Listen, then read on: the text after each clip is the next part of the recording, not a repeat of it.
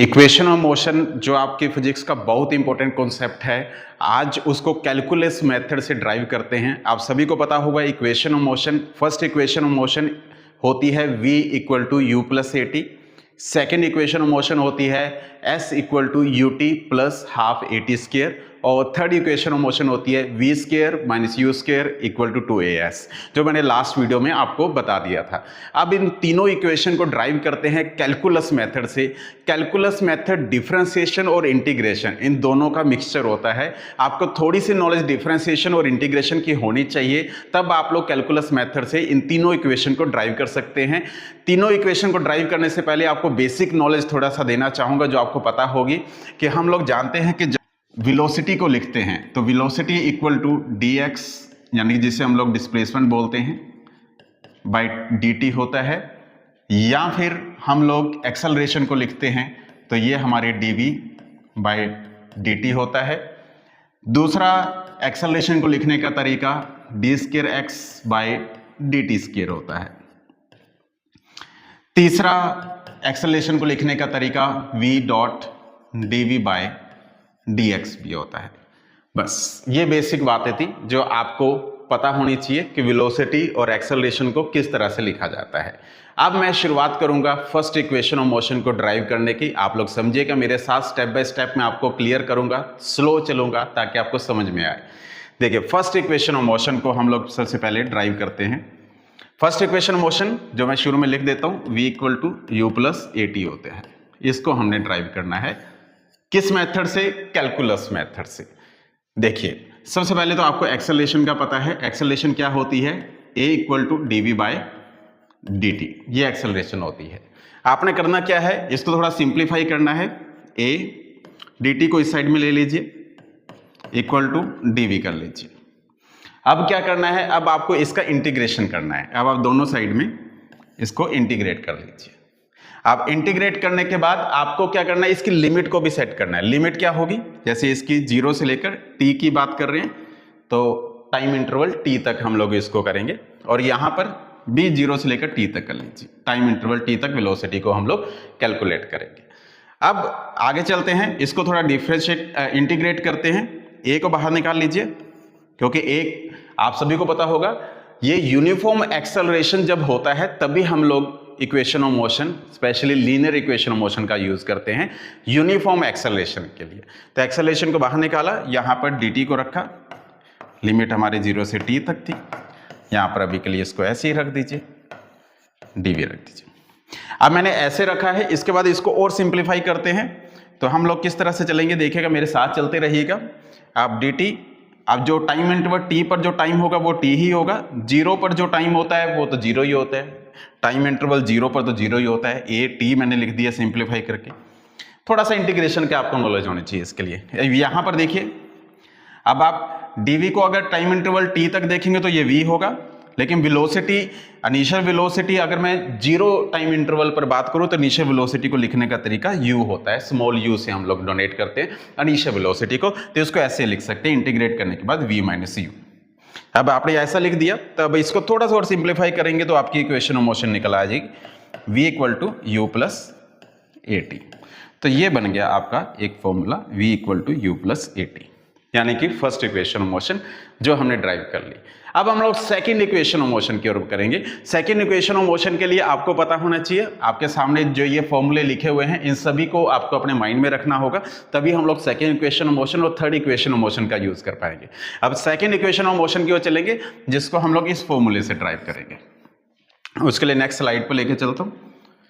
अब second equation of motion सबसे पहले मैं लिख देता हूँ क्या होती है, s equal to u t plus half a t square. ये हमने ड्राइव करना है फाइनली। और इसको कैसे ड्राइव करेंगे, अभी मैंने वेलोसिटी का फॉर्मूला आपको बताया था, v इक्वल टू क्या होता है, dx बाय dt। x लिख दें या x को s लिख दें, एक ही बात होती है, क्योंकि ये दोनों डिस्प्लेसमेंट को डोनेट करते हैं, x या s। अब देखिए, इसको ड्राइव करते हैं, पहले इसको सिंप्लीफाई कर लीजिए, v dot dt equal to, और इस साइड में dx। अब ऐसे कर लीजिए, इसके बाद आपको पता होगा कि वेलोसिटी जो v है, फर्स्ट इक्वेशन ऑफ मोशन से हम लोग इसको रिप्लेस कर सकते हैं। एक मैं सिंप्लीफाई करके लिखता हूँ, v equal to u plus a t, ऐसे लिख सकता हूँ, और साथ में डी टी लिख दिया इक्वल टू डी एक्स। ये मैंने वैल्यू पुट करी फर्स्ट इक्वेशन ऑफ मोशन के, जो आप सभी को पता होगा, जो अभी ड्राइव किया, v equal to u plus a t. अब इसके बाद हमने इसको इंटीग्रेट किया, इंटीग्रेशन का सिंबल डाल दिया। डालने के बाद अब हमने लिमिट को लगाना है।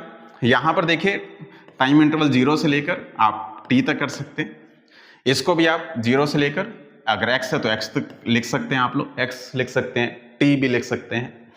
अब यहां पर इसको सिंप्लीफाई कर दीजिए, 0 से लेकर t तक, u और dt को अलग कर दीजिए, प्लस अब यहां पर एक्सेलरेशन को बाहर निकाल लीजिए क्योंकि कांस्टेंट है, और यहां पर dt के साथ t को लिख दीजिए क्योंकि t रहेगा ना, इसके साथ मल्टीप्लाई करेंगे हम, इक्वल टू, अब इसको ऐसे कैसे लिख लीजिए, नेक्स्ट स्टेप में कर लेंगे सिंप्लीफाई। ठीक है जी, अब आगे चलते हैं, अब इसको सिंप्लीफाई करते हैं। अब u डॉट dt लिखा है, u को बाहर निकाल लीजिए, और यहां पर टाइम इंटरवल t को ऐसे कैसे लिखा जाएगा, 0 पे तो 0 होता है, इसको सिंप्लीफाई करके ऐसे लिखा जाएगा, प्लस a। अब t है, अब t का आपको पता है इंटीग्रेशन कैसे करेंगे, यहां पर आप सभी को पता होगा, t 1 + 1 यानी कि 2 डिवाइड बाई 2, ऐसे करेंगे हम लोग, ऐसे तो करेंगे ना। टाइम इंटरवल 0 पे तो 0 होगा, लेकिन t का इंटीग्रेशन पावर में 1 + 1 हो जाता है, और ऊपर जितनी पावर बनेगी उससे नीचे उतने से डिवाइड कर देते हैं, इक्वल टू, इसको तो x पे तो x ही रखेंगे, 0 पे तो जो डिस्टेंस होता है वो 0 ही होता है, तो यहाँ पर x रख देंगे। x रख दीजिए, या x को s भी कह सकते हैं, एक ही बात होती है जो मैंने शुरू में बताया था। तो बस इसको सिंप्लीफाई करें तो आपके सामने निकल कर आ जाएगी जो हमारी इक्वेशन है, s equal to u t plus half a t square. ये हमारी सेकेंड इक्वेशन ऑफ मोशन। तो कितने सिंप्लीफाई तरीके से हमने सेकेंड इक्वेशन ऑफ मोशन को ड्राइव किया है। अब हम ड्राइव करेंगे third equation of motion calculus method से। उसके लिए आपको बेसिक फॉर्मूला पता होना चाहिए। थर्ड इक्वेशन ऑफ मोशन के लिए आप सभी को पता होगा, जो मैंने शुरू में बताया था, a इक्वल टू क्या होता है, v dot d v by d x. बस इस फॉर्मूले का पता है, हमने क्या करना है, इसको सिंप्लीफाई करना है। a और dx को इस साइड में ले लीजिए, equal to v dot dv होता है।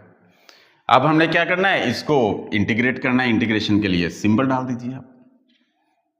अब आपने ऐसे सिंबल डाल दिए। अब लिमिट को पुट कीजिए, स्टेप बाय स्टेप चल रहा है, लिमिट को पुट कीजिए।